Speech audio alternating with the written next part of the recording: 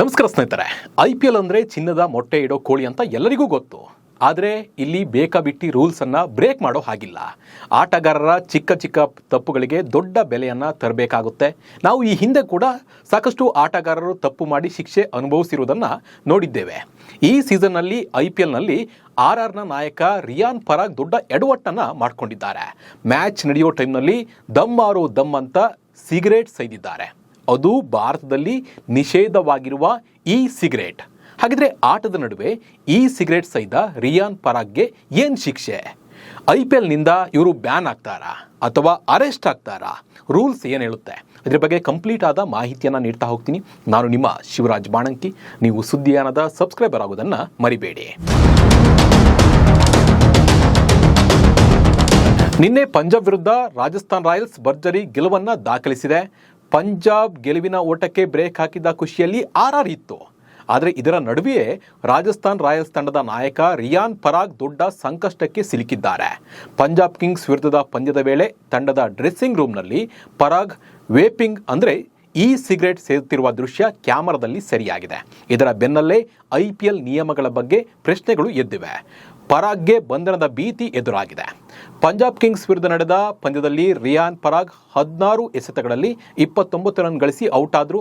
ಅವರು ಪೆವಿಲಿಯನ್ಗೆ ಮರಳಿದ ನಂತರ ಎರಡನೇ ಇನ್ನಿಂಗ್ಸ್ನ 16ನೇ ಓವರ್ ನಡೀತಾ ಇದ್ದಾಗ ಬ್ರಾಡ್ಕಾಸ್ಟ್ ಕ್ಯಾಮರಾ ಡ್ರೆಸ್ಸಿಂಗ್ ರೂಮ್ನತ್ತ ತಿರುಗಿತ್ತು. ಈ ವೇಳೆ ಪರಾಗ್ ಎಲೆಕ್ಟ್ರಾನಿಕ್ ಸಿಗರೇಟ್ ಅಥವಾ ವೇಪ್ ಬಳಸ್ತಾ ಇರುವುದು ಕಂಡು ಬಂದಿದೆ. ಆ ಟೈಮ್ನಲ್ಲಿ ಈ ಬಗ್ಗೆ ಯಾರು ಕೂಡ ಮಾತನಾಡಿಲ್ಲ.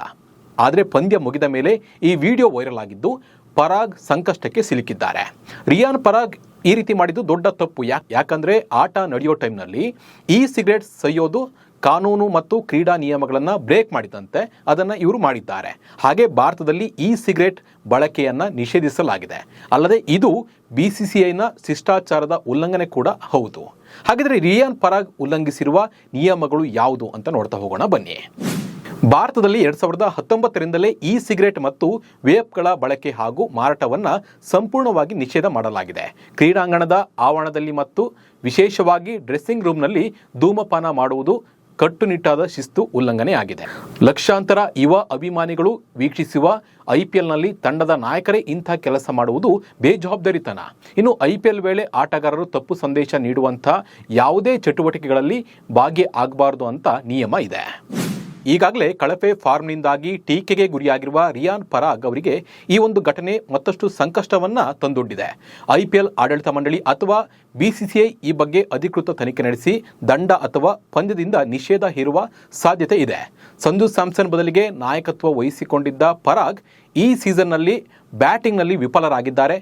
ತಂಡ ಪಂದ್ಯವನ್ನು ಗೆದ್ದಿದ್ರೂ ಕೂಡ ನಾಯಕನ ಈ ವರ್ತನೆ ರಾಜಸ್ಥಾನ್ ರಾಯಲ್ಸ್ ಮ್ಯಾನೇಜ್ಮೆಂಟ್ಗೆ ತಲೆನೋವಾಗಿ ಪರಿಣಮಿಸಿದೆ.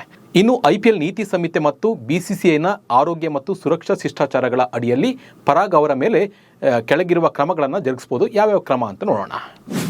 ಪಂದ್ಯದ ಶುಲ್ಕದಲ್ಲಿ ಶೇಕಡವಾರು ಕಡಿತ ಅಥವಾ ಭಾರಿ ಮೊತ್ತದ ದಂಡವನ್ನು ವಿಧಿಸಬಹುದು. ಉದಾಹರಣೆಗೆ ಈ ಹಿಂದಿನ ಕೆಲವು ಶಿಸ್ತು ಉಲ್ಲಂಘನೆಗಳಿಗೆ ಆಟಗಾರರಿಗೆ ಲಕ್ಷಾಂತರ ರೂಪಾಯಿ ದಂಡವನ್ನು ವಿಧಿಸಲಾಗಿದೆ. ಇದು ಗಂಭೀರ ಸ್ವರೂಪದ ಶಿಸ್ತು ಉಲ್ಲಂಘನೆ ಎಂದು ಪರಿಗಣಿಸಲ್ಪಟ್ಟರೆ ಪರಾಗ್ ಅವರನ್ನು 1 ರಿಂದ 2 ಪಂದ್ಯಗಳ ಕಾಲ ನಿಷೇಧಿಸುವ ಸಾಧ್ಯತೆ ಇದೆ. ಇನ್ನು ಮೊದಲ ಬಾರಿಯ ಅಪರಾಧವೆಂದು ಪರಿಗಣಿಸಿ BCCI ಅವರಿಗೆ ಅಧಿಕೃತ ಎಚ್ಚರಿಕೆ ಪತ್ರವನ್ನು ನೀಡಬಹುದು. ಇನ್ನು ತಂಡದ ನಾಯಕನಾಗಿ ಇಂಥ ವರ್ತನೆ ತೋರಿರೋದ್ರಿಂದ ರಾಜಸ್ಥಾನ್ ರಾಯಲ್ಸ್ ಫ್ರಾಂಚೈಸಿಯು ತನ್ನ ಬ್ರ್ಯಾಂಡ್ ಮೌಲ್ಯ ಕಾಪಾಡಲು ಆಂತರಿಕವಾಗಿ ಅವರ ವಿರುದ್ಧ ಕಠಿಣ ಕ್ರಮವನ್ನು ತೆಗೆದುಕೊಳ್ಳಬಹುದು. ಭಾರತದಲ್ಲಿ ಇ ಸಿಗರೇಟ್ ಬ್ಯಾನ್ ಶಿಕ್ಷೆ ಏನು? ಭಾರತದಲ್ಲಿ ಇ ಸಿಗರೇಟ್ ಅಥವಾ ವೇಪ್ಗಳನ್ನು 2019ರ ಎಲೆಕ್ಟ್ರಾನಿಕ್ ಸಿಗರೇಟ್ ನಿಷೇಧ ಕಾಯ್ದೆ ಅಡಿ ನಿಷೇಧಿಸಲಾಗಿದೆ. ಹಾಗಿದ್ರೆ ಇದನ್ನು ಬಳಸಿದರೆ ಭಾರತದಲ್ಲಿ ಏನು ಶಿಕ್ಷೆ ಅನ್ನೋದನ್ನು ನೋಡೋಣ ಬನ್ನಿ. ಮೊದಲ ಬಾರಿಯ ಅಪರಾಧಕ್ಕೆ 1 ವರ್ಷದವರೆಗೆ ಜೈಲು ಶಿಕ್ಷೆ ಅನುಭವಿಸುವ ಸಾಧ್ಯತೆ ಇದೆ. ಇನ್ನು ಕಾನೂನು ಉಲ್ಲಂಘನೆಗಾಗಿ 1 ಲಕ್ಷದವರೆಗೆ ದಂಡವನ್ನು ವಿಧಿಸಬಹುದು. ಮರುಕಳಿಸಿದರೆ ಅಂದರೆ 2ನೇ ಬಾರಿ ಅಥವಾ ಪದೇ ಪದೇ ಇಂಥ ಕೃತ್ಯವೆಸಗಿದ್ರೆ 3 ವರ್ಷಗಳವರೆಗೆ ಜೈಲು ಅಥವಾ 5 ಲಕ್ಷದವರೆಗೆ ದಂಡವನ್ನು ವಿಧಿಸುವ ಅವಕಾಶ ಕಾನೂನಲ್ಲಿ ಇದೆ. ಒಟ್ಟಿನಲ್ಲಿ ಪಂಜಾಬ್ ವಿರುದ್ಧ ಗೆದ್ದ ಖುಷಿಯಲ್ಲಿದ್ದ RRಗೆ ಬಿಗ್ ಶಾಕ್ ಎದುರಾಗಿದ್ದು ಇದರಿಂದ ರಿಯಾನ್ ಪರಾಗ್ ಹೇಗೆ ಹೊರಬರ್ತಾರೆ ಅನ್ನೋದನ್ನು ಕಾದು ನೋಡಬೇಕಾಗಿದೆ. ಈ ಬಗ್ಗೆ ನಿಮ್ಮ ಅನಿಸಿಕೆ ಮತ್ತು ಅಭಿಪ್ರಾಯವನ್ನು ಕಾಮೆಂಟ್ ಮೂಲಕ ತಿಳಿಸಿ. ನಮಸ್ಕಾರ.